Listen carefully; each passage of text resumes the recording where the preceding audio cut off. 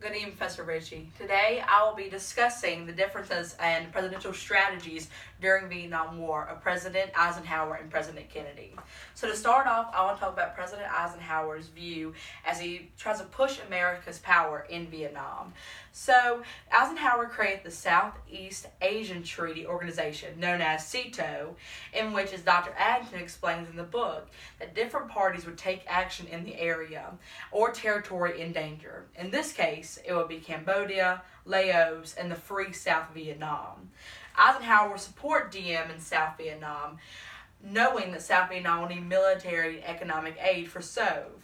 And so, as an article I found, Chester J. Pock, who's a professor of history at Ohio University, discusses the four main points of Eisenhower's New Look policy, in which number one is he maintained the U.S. economy, which would be very important throughout America's involvement in Vietnam. The second one would be using nuclear power to fight communists if needed, in which Kennedy will argue back, saying that we shouldn't use nuclear weapons. And then third one would be using the Central Intelligence Agency, the CIA, to America's benefit. And fourth but not least, building America's allies around the world to help us fight for Vietnam. And so Eisenhower, using the CIA for the movement of the population of Vietnam, and they moved it mostly by fear to North Vietnam. But many people, citizens of Vietnam, did not want to move because they had relied on the election of 1956, and which was supposed to unite Vietnam, but unfortunately it did not. And so Eisenhower, with opposing views with General Ridgway, who really supported the views, and then also the supporting views of Secretary of State John Foster Dulles, decided to intervene in Vietnam, but not without the help from America's allies. And so General Ridgway decided that he did not oppose the views, that he was not for, that he did not want to be in Vietnam. And as John Dulles said, that he was supporting Vietnam, that we need to be in, that we need to help our fellow allies. And so this moves on to the Geneva Accords, in which was signing by major world powers around the world said that Vietnam would be left alone unless they had a spark of renewal aggression in Southeast Asia, which would become a disturbance of peace in Vietnam. And so it all came down to the opinions of the two different Vietnamese governments under Diem and Bo Dai's administrations. And so, last but not least, during Eisenhower's end of his presidency, during Eisenhower and other Vietnamese leaders created the National Liberation Front, the NFL, that included both communist and non-communist organizations. And so, moving on to Kennedy's.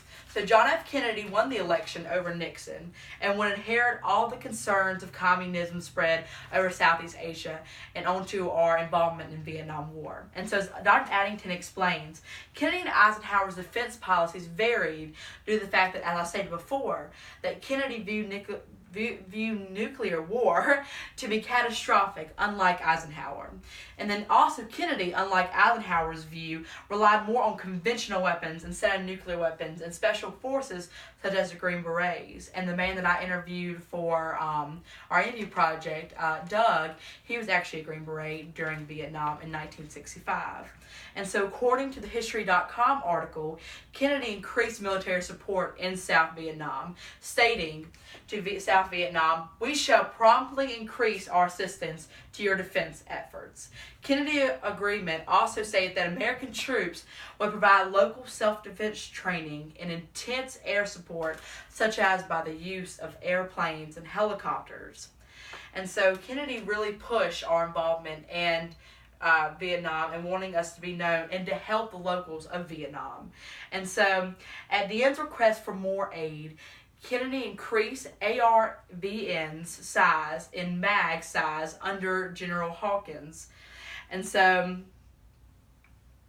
Kennedy would make several more changes to his army, such as sending 300 helicopters to ROV. He would also increase the Green Berets and remove the law that stopped American military advisors from riding with ARVN's field units, according to Dr. Addington in the book. After Diem's outspoken views of Buddhism and the impending end of Diem's rule, Kennedy would support, along with his administration, a post-Diem South, making it harder for America to withdraw from South Vietnam later on in the war. And so Kennedy and Diem had a similar interest. Both were actually Catholics, and as Diem was the first head of Vietnam as a Catholic, Kennedy would also be the head, the first U.S. president to be Catholic. And so the failure to make a pathway for America to win the war or withdraw from Vietnam towards the end of the war, and sadly Diem would lose his power in Vietnam after being killed. And so to move on to the similarities of both Eisenhower and Kennedy. So both Kennedy and Eisenhower shared a common interest to stop the spread of communism in Southeast Asia. In the article John F. Kennedy in Vietnam, Kennedy stated that America should pay any price, bear any burden, meet any hardships, support any friend to assure the survival and success of liberty in South Vietnam. Dr. Atkins says that Eisenhower made a promise to Diem that the U.S. would provide aid to keep South Vietnamese a strong, viable state.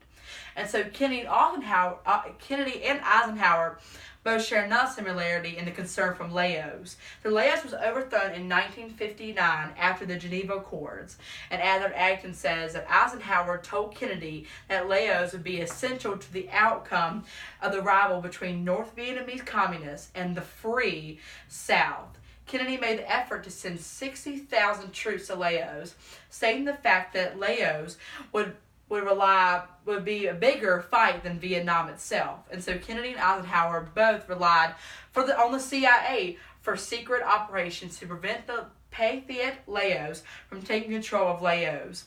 The secret army would create a path for the Pathet Laos until the end of America's involvement in Vietnam. And so for the dinner portion of my presentation. And so I want to rely on two Bible verses that really make my point. The first one being Philippians 2:3. Do nothing out of selfish ambition or vain conceit. Rather, in humility, valuing others above yourself. The second Bible verse I want to refer to is John 15:13, in which it states, Greater love hath no man than this, that a man lay down his life for his friend. As the article, How Did the Vietnam War Affect America? Alan Ron stated that Vietnam left America a divided nation as mixed emotions about the U.S. involvement of the war separated our once united America. As for both Eisenhower and Kennedy, placed by God under leadership position, made mistakes throughout their career just like any of us would. Both genuinely wanted to their best for America and to help a fellow independent nation state under attack such as Vietnam.